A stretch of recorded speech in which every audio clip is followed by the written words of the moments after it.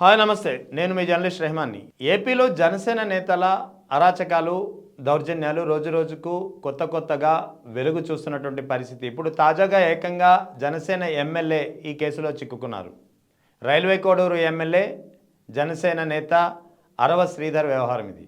అరవ శ్రీధర్ లైంగికంగా ఒక మహిళను బెదిరించి లైంగికంగా కోరికలు తీర్చుకుని లోబర్చుకున్నటువంటి ఆరోపణలు ఇప్పుడు ఆయనపై తీవ్రంగా ఉన్నాయి. ముఖ్యంగా దీనికి సంబంధించినటువంటి వాట్సాప్ వీడియోలు, ఆడియో క్లిప్స్ అన్నీ ఆ బాధిత మహిళ బయట పెట్టడంతో ఒక్కసారిగా అరవ శ్రీధర్ అరాచకాలు, అరవ శ్రీధర్ అకృత్యాలు బయటకు వచ్చినటువంటి పరిస్థితి. అరవ శ్రీధర్ గత కొద్ది కాలంగా అంటే దాదాపు ఏడాదిన్నరగా ఒక మహిళను లోబర్చుకున్నాడు, లైంగికంగా కోరికలు తీర్చుకున్నాడు.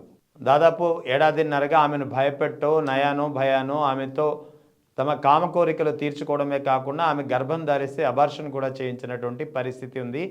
అదే సమయంలో ఇది ఏంటని చెప్పి ప్రశ్నిస్తే భర్తకు విడాకులు ఇచ్చేసి తన దగ్గరకు వచ్చేయాలని, లేకపోతే చంపేస్తానని కూడా బెదిరింపులకు దిగాడనేది ఆరోపణ. ఒకవేళ తాను చెప్పినటువంటి నడవకపోతే తాను ఎమ్మెల్యే ఎంతకైనా తెగిస్తాను, నేను చెప్పినట్టు నీ భర్తకు విడాకులు ఇవ్వకపోతే 3 ఏళ్ల బిడ్డను కూడా చంపేస్తానని కూడా ఎమ్మెల్యే బెదిరించినట్లు తీవ్రమైనటువంటి ఆరోపణలు ఉన్నాయి.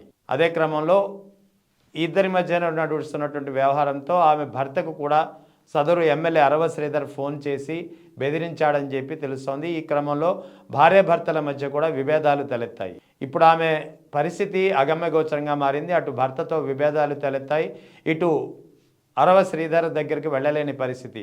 ఇప్పటికే ఆమె చాలా మోసపోయింది, పెద్ద ఎత్తున అకృత్యాలకు లోనైంది.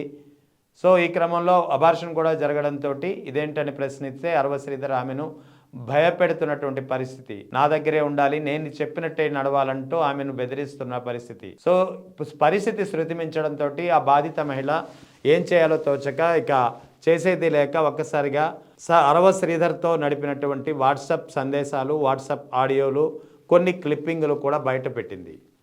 సో మొత్తానికి జనసేన నేత రైల్వే కోడూరు ఎమ్మెల్యే అరవ శ్రీధర్ కీచక పర్వం మొత్తం ఆ బాధిత మహిళ బయటపెట్టినటువంటి వాట్సాప్ ఆధారాలతో, వాట్సాప్ వీడియోలతో ఒక్కసారిగా వెలుగు చూసింది.